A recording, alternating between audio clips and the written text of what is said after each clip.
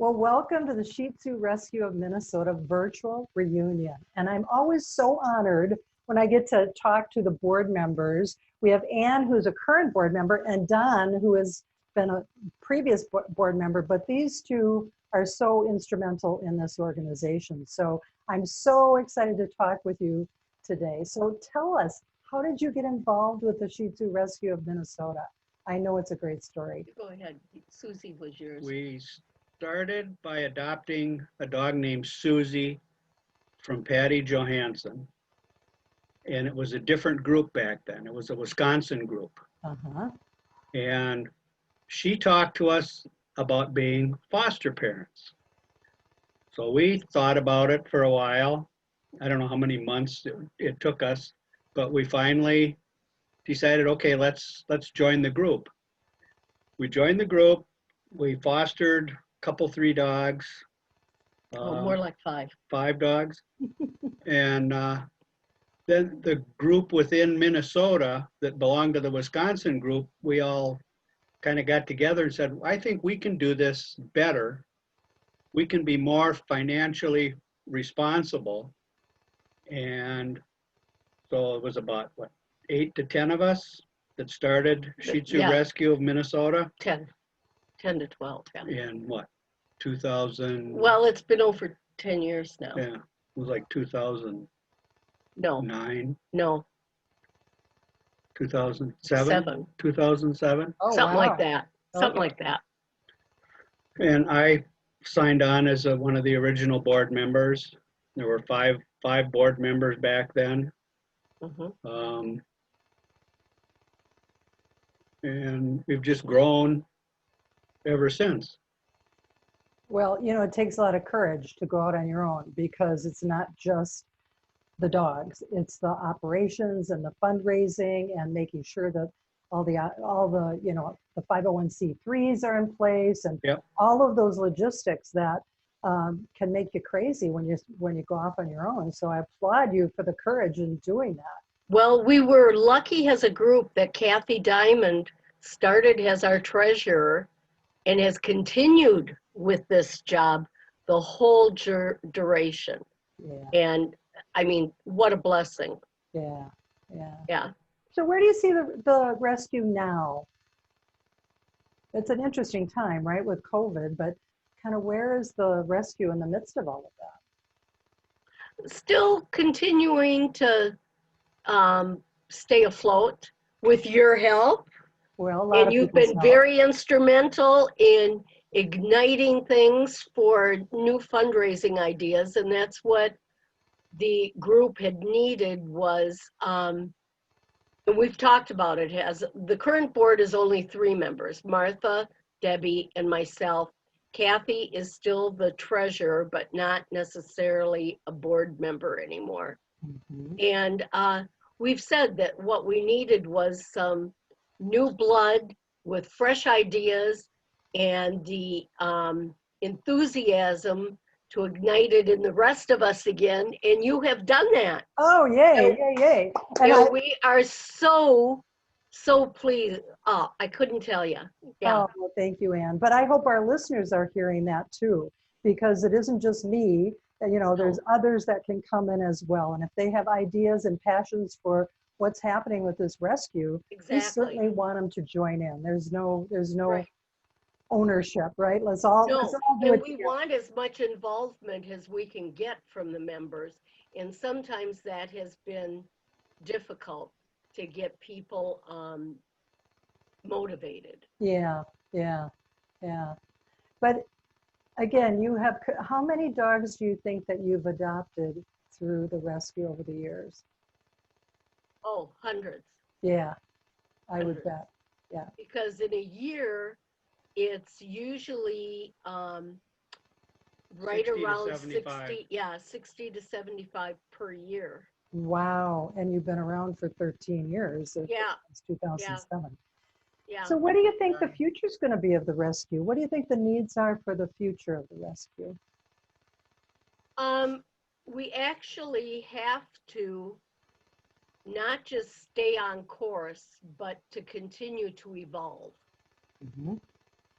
With there again, we're always open to new ideas and mainly the new ideas of things to do, how to get others involved, and just along that line. But we definitely have to keep in mind our goal, which is to adopt out Shih Tzus. But Yeah.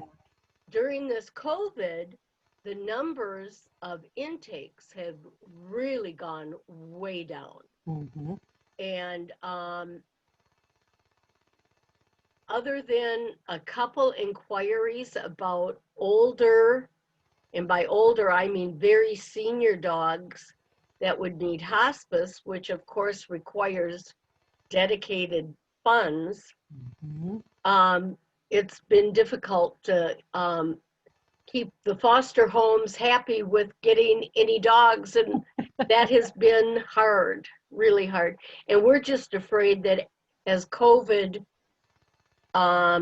improves and things start getting to a new norm, that we're afraid that all these people who have adopted dogs in the very beginning, we're hoping that they don't have to transition to giving the dog back, Yeah. because that would overflood the systems. Because I know the Humane Society adopted out in March like hundreds of dogs in 1 month. Yeah. And if those people can't keep the dogs as things change, yeah, there won't be enough rescues to help with all the dog requests. The rescues will be just overwhelmed. Yeah. Yeah. And part of it is too, I mean, obviously the need for fosters, but a lot of those dogs come in needing health issues, you know, because everything is vetted through the Shih Tzu rescue. Yes. Yep. There's the people know what they're getting when they adopt the dog as far as behaviorally, health-wise, Yep. We're socially. very open book about it. Yes. And right now we do have 2 hospice dogs. A lot of people, I don't think, realize they might see it in the stats that we have hospice dogs, but not realize that what that means is we're maintaining the dog Mhm. for however long their life goes. Mm-hmm. And just And like that- we people, the older we get, there's Exactly. medical things that happen, right? And the sad thing with hospice dogs is they reach an age that there's a fine line between helping them, what would be helping them, and what would be doing harm to prolong their life. Yeah. Yeah. And so there's a fine line there, and we have to help the couple foster homes that have hospice dogs deal with that. Mm-hmm. But right this past spring, we lost 2 hospice dogs just out of the clear, well, not out of the clear blue, slow declines. Yeah. And one was fairly young, but that was Martha's that had cancer. Mm-hmm. And you got to know what you can and can't do with that. Mm-hmm. And then the other was Patty Johansson, who had a hospice dog for 1.5 years, maybe 2, I don't know, a long time. She had Missy. Uh-huh. And Missy went over the bridge within weeks after Casey did. Mm-hmm. Yeah, and I think, again, that's good information for the listeners to know. Some of them may know it, some of them may not, that, you know, rescues take dogs from puppy to death, right? That there's, Yes. that we, especially the Shih Tzu rescue is really committed to every dog that's out there that needs to be brought in. So what I'm hearing is a couple things. Number one, if the listeners are saying, hey, we know of dogs that are, Shih Tzus in particular, that are in need of rescue, we're here, no matter where they are in their life. And we also need volunteers to come in. You know, to your point of people coming in, this board is very open to new ideas and new people. I just started with the rescue in April. So it's not like I have a long-standing reputation. You guys were silly enough to trust me and let me jump off into doing some some new things. But I think that speaks to the rescue and the need for volunteers to come in. And hopefully some of our listeners are listening and say, I would like to do that as well. And we are very lucky too that during this COVID, we have received not just you doing this, but you foster, you've already fostered a dog or two. Yes. And we have at least 1 to 2 other foster homes that have started during the COVID event. Yes, yes, yes. And so, yeah, it's great because we always need the influx of new blood, Yeah. not just in the strictly volunteer, but also in the foster home. Uh-huh. Because some of us have been fostering for a long time, but then there's a few others who have been with the group a long time, but can no longer foster. Sure. Yeah, I see that. And that creeps up too. It does. It does. Yeah. So as we wrap up our interview, is there any words of wisdom or anything that you really want our listeners to hear besides what you've already shared? Just to read their newsletter, Ah. because it's still coming out monthly. Uh-huh.